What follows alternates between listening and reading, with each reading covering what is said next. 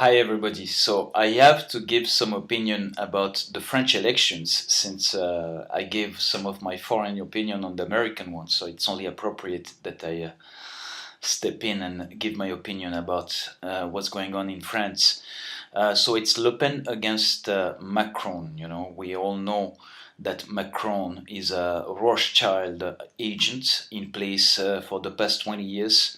As a matter of fact, in the Charlie Hebdo of I believe 2013, there was a drawing, there was a cartoon of Macron whispering in the ears of Hollande.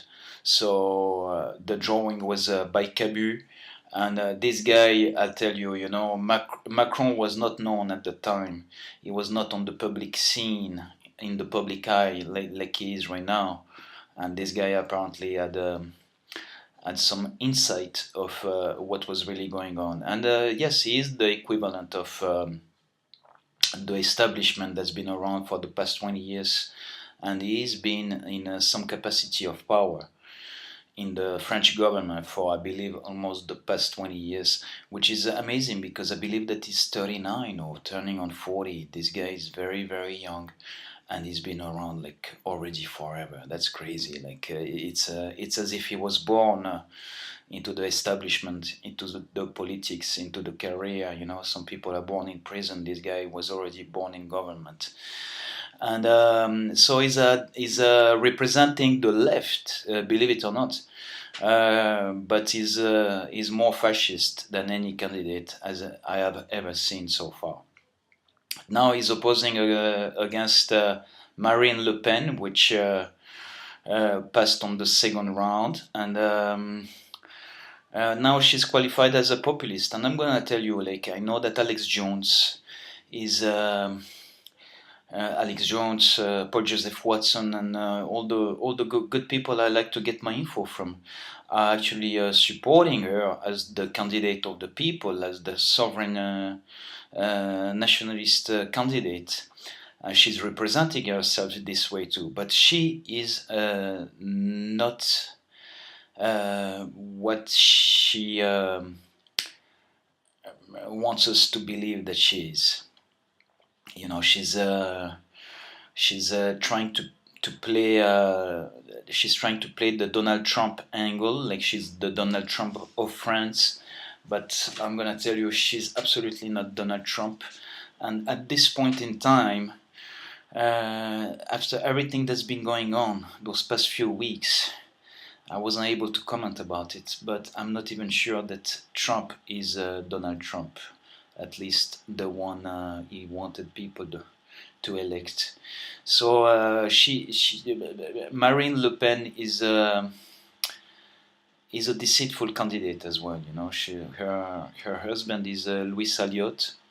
So if you guys do the research about that guy, you're gonna see that he's a big time Zionist.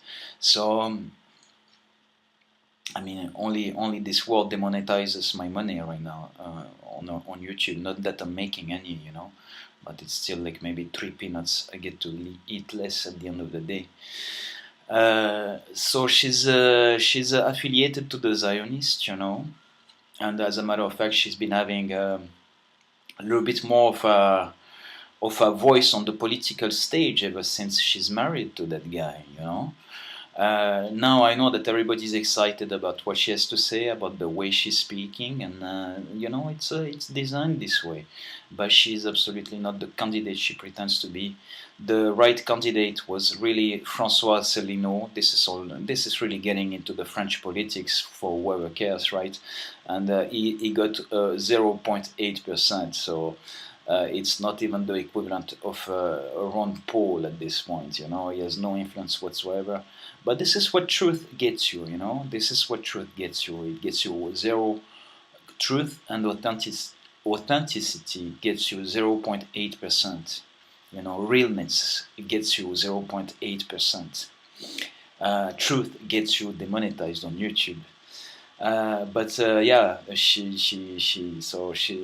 she took some of his ideas, some of his arguments, because basically they are appealing to a vast majority of people, and you wouldn't be a politician if you are not going to take those opportunities, those trends, and if you are going to tap in some type of zeitgeist in order to, you know, try to benefit from it. But she's everything they're saying that she is. She really is. She has. I remember like all this polemic about about Donald Trump having ties with Russia. All of that now, of course, like the same accusations go towards Marine Le Pen, and it is true that she has ties to Russia because she is being financed by Russian banks.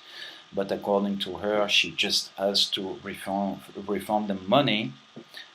Nothing, no political leverage. At that level of the game, I highly doubt it, and it will be naive to believe it. Um, she's gonna enforce some fascist policies as well. So what I'm saying basically is that we're fucked. Yeah, France is fucked. It's the country is over no matter what happens. Macron is definitely a bad choice, like definitely. I mean, it's not even a soft continuation, it's an exponential acceleration of what has been going on. And this guy is beyond disgusting, even in what he's presenting to people. Like he's gonna be really really tough, but he will keep peace for a while, and it's gonna be a slow death, but exponentially faster. It's not gonna just go dying like this. And if Marine Le Pen gets elected, well, the all hell might break loose in the country, and we might see a civil war, even though like it's a funny appellation because no war has ever been civil. It's always violence, but we're gonna definitely see a lot of violence. I'm actually surprised that we don't see as much of it right now, like a few days prior to her standing a real chance of winning. And we are stuck, and I'm gonna tell you, when you look at it, like she was falling behind in the polls. She was falling behind. She was not going to be qualified for the second round. It was going to be the far left candidate Mélenchon, so another cunt. But I guess they needed her because like a few days before the elections, we got to have this attempt in Paris, and that was that was definitely authorized to happen in order to make her climb. And it's like it would be stupid for any genuine Islamist group to make such an attempt, knowing that it's going to give a rise to the pulse of, and supporters of Marine Le Pen. So why did this happen? Like you really have to be stupid. Either like they're beyond stupid, which I really doubt. Or it has been allowed to happen in order to create the climate we're in. And so that's it. Goodbye, France, and sad times. No matter what's gonna happen,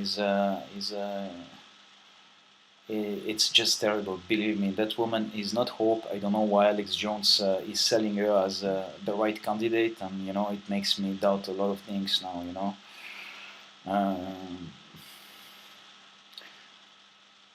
Anyway, so that was I was a little bit speechless. Let's call this the 20 seconds of morning silence for my country. Thank you. Have a good day. Have a good weekend.